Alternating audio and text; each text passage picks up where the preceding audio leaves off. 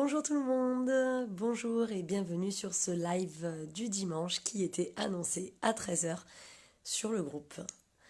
Alors, j'ai encore 2 petites minutes avant qu'il soit l'heure, je vais laisser tout le monde se connecter tranquillement et en fait ce live va être sur la semaine en cours, sur le thème de la semaine en cours qui parlait des techniques de sabotage, c'est-à-dire comment on arrive à inventer des techniques pour s'auto-saboter de manière consciente ou inconsciente. En général, c'est plutôt inconscient et on va en discuter ensemble. Voilà, donc je laisse les gens se connecter. N'hésitez pas à me dire coucou si vous êtes en direct avec moi. Et n'hésitez pas, bonjour Oumel Banin, coucou. Et n'hésitez pas à marquer hashtag replay si vous regardez la vidéo en replay. Alors, nous allons nous allons parler. Quelle heure il est là? Je regarde l'heure, 58. On a encore 2 petites minutes pour que les gens se connectent. Donc j'ai vu que ça a été assez prolifique cette semaine aussi, vous avez bien répondu aux questions, vous êtes assez objectif sur le fait de reconnaître que vous avez une tendance à l'auto-sabotage, on l'a tous. Hein, il y a des fois, on s'auto-sabote pour pas arriver à certains objectifs, pour reporter l'échéance, pour ne pas arriver à sortir de notre zone de confort ou pour ne pas l'atteindre parce qu'après on se dira, bah tiens, et maintenant que je l'ai atteint, qu'est-ce que je fais? Donc voilà. Donc je vais vous parler des 10 techniques de sabotage principales, celles qu'on apprend en coaching et celles qui sont principales dans notre vie, celles qu'on voit le plus souvent, qu'on rencontre le plus souvent. La première technique de sabotage, et c'est la plus connue, vous la connaissez tous, c'est la fameuse procrastination. La procrastination, c'est reporter à plus tard ce que l'on peut faire le jour même. En général, la procrastination, on la fait par peur d'un aboutissement quelconque. Alors il y en a, ils vont dire oui, mais c'est par flemme et tout. Certes, il y a des choses que l'on ralentit parce qu'on n'a pas envie de les faire. Mais la vraie procrastination, les choses qu'on reporte sans cesse, sans cesse, sans cesse, sans cesse sur des mois, des années, c'est par peur de quelque chose. Et là, c'est bon de l'approfondir. Il y a des exercices qui aident à ça. Ensuite, excusez-moi, je suis un peu enrouée.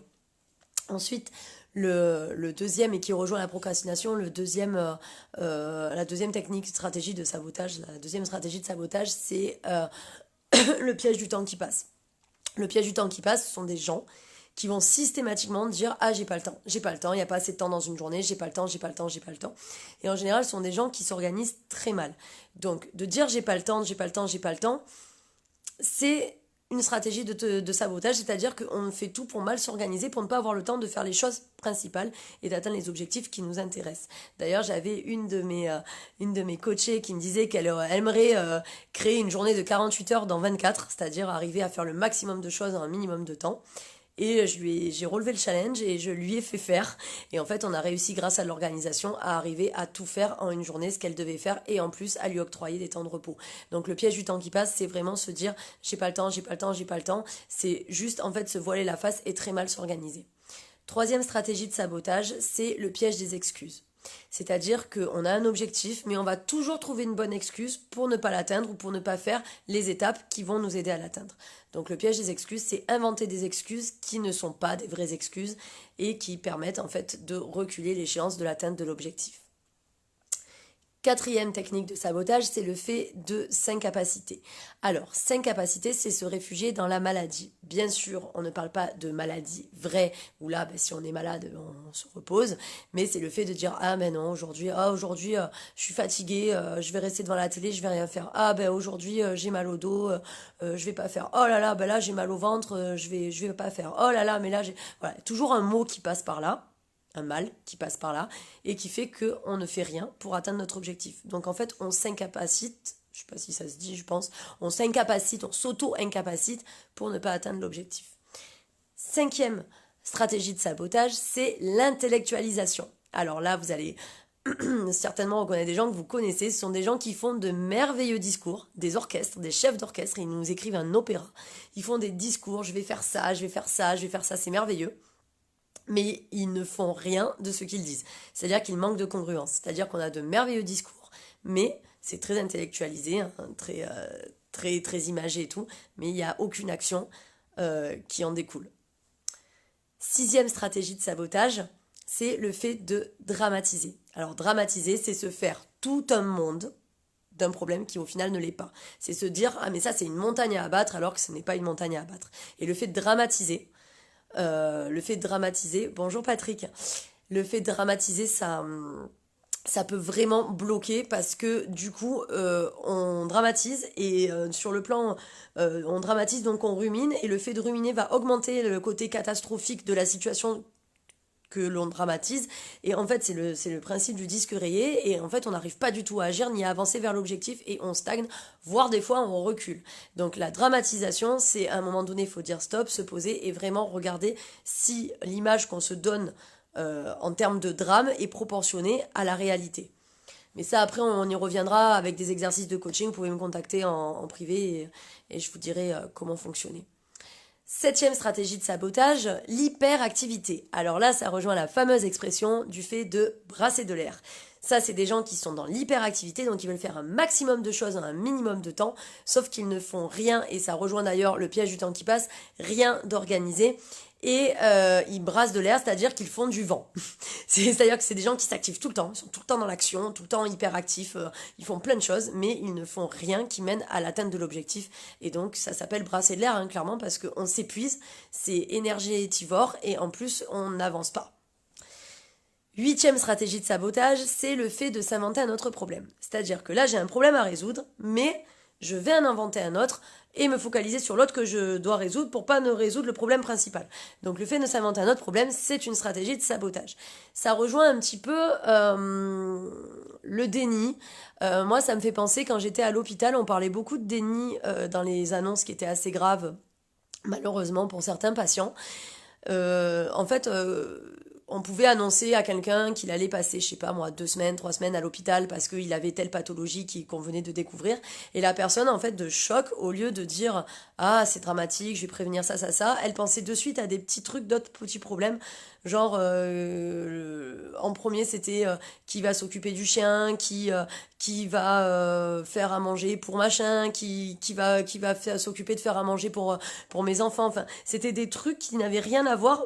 C'est important hein, de s'occuper du chien, de faire à manger, tout ça, mais c'est des trucs qui n'avaient rien à voir avec le côté dramatique de ce qu'il venait d'apprendre en fait. Et en fait, on a appris, nous en psychologie, dans les trucs de l'annonce et tout, en hospitalier, que c'était en fait le cerveau qui fait un déni pour protéger de l'annonce qu'on vient de faire. Et c'est pareil dans le fait de s'inventer un autre problème, c'est-à-dire que en fait, on a un problème principal à régler, mais il nous prend tellement la tête ce problème et on veut tellement pas en fait se mettre à fond pour le régler qu'on va s'en inventer un autre duquel lui on sait qu'on peut le régler et du coup au fur et à mesure ça recule l'échéance d'atteindre l'objectif principal. Neuvième stratégie de sabotage, c'est la passivité. La passivité, c'est-à-dire on s'assoit et on attend que ça se passe. Voilà, c'est-à-dire que j'ai eu ça aussi des coups de fil avec des gens qui étaient intéressés par ma méthode et puis on discutait, puis au bout d'un moment ils me disaient mais bon, de toute façon je vais attendre, ça passera tout seul. Ça passera tout seul, mais en fait, ça fait combien de temps que vous dites ça passera tout seul? Et puis quand on posait cette question, ça fait combien de temps que vous dites tiens, bah ça va passer, oh c'est une mauvaise passe, ça va passer. Et les gens disaient, ah, bah, ça fait quand même 2-3 ans. 2-3 ans, c'est pas une mauvaise passe. 2-3 ans, ça s'appelle une habitude. Ça s'appelle une habitude de vie, c'est pas du tout pareil. Donc, se réfugier dans la passivité, c'est une des stratégies de sabotage, c'est-à-dire qu'on attend que ça se passe, on attend qu'il y ait une solution qui tombe comme ça du ciel. Et en fait, la passivité, ça n'aide pas les gens, c'est l'action qui aide les gens. Donc voilà. Mais ça, pareil, on a des outils pour arriver à contrer ces stratégies de sabotage. Et enfin, le dernier, et j'en ai parlé sur le groupe dans, je crois, l'anecdote, c'est ce qu'on appelle le coup de la bécasse. Le coup de la bécasse, c'est quelqu'un qui va avoir un objectif, mais qui va parler de tout sauf de cet objectif. Pourquoi on appelle ça le coup de la bécasse? Je vais vous expliquer, vous allez comprendre. La bécasse, c'est un oiseau. Ça, vous le savez, jusque-là, rien de nouveau, qui, en fait, a une technique pour protéger son nid des prédateurs, c'est-à-dire qu'elle fait énormément de bruit à l'opposé de là où il y a son nid. Donc, il y a le nid d'un côté et la bécasse qui fait énormément de bruit pour que le prédateur soit attiré par la bécasse et non par le nid et qu'il ne vienne pas manger ses petits. Eh bien, faire le coup de la bécasse en termes de coaching, c'est en fait faire énormément de bruit sur un sujet qui n'a rien à voir avec l'objectif principal. Et ça m'arrive souvent de gratter le but du but pendant une séance, de parler pendant 1h30 avec une personne qui va me dire « Ouais, j'ai tel objectif, moi je veux atteindre ça, ça, ça ». Puis au bout d'1h30 de séance où je gratte, finalement, l'objectif principal, celui qui en fait Et l'aboutissement de sa mission de vie n'a rien à voir parfois, est à l'opposé de ce qu'il m'avait annoncé au début. C'est juste des trucs qui sont enfouis ou qui ne veulent pas être verbalisés par honte ou pour d'autres raisons, et qui du coup ne sortent pas si on ne gratte pas le but du but. Et c'est ça qu'on appelle un coup de la bécasse, c'est-à-dire faire beaucoup de bruit autour d'un truc qui est frivole, on va dire, pour ne pas aller en profondeur sur un objectif plus profond.